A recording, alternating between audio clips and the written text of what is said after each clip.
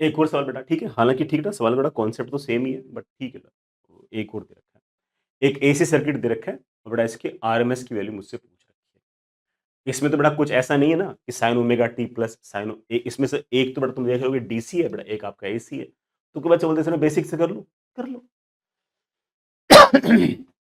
Basic से कैसे करता हूँ? जो करंट है ना, उसका square into D T upon बेटा ठीक है, upon integration of D T root ऐसे कुछ करके।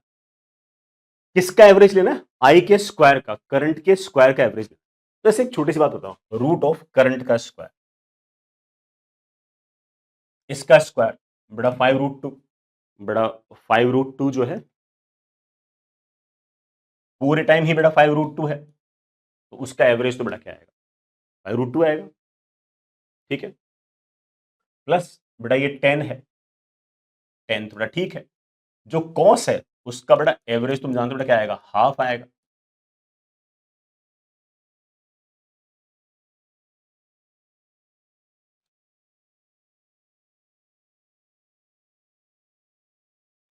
जो आपके पास कॉस है ना, उसका स्क्वायर करूंगा बड़ा, उसका स्क्वायर करूंगा तो उसका एवरेज बड़ा आपके पास क्या आएगा? हाफ आएगा। तो बड़ा वैसे भी कर सकते हो।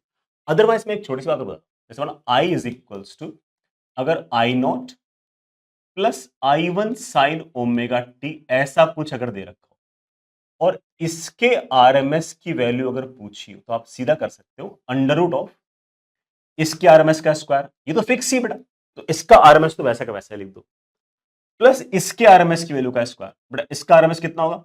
इसका आरएमएस होगा आई वन अपॉन √2 का स्क्वायर, ठीक है?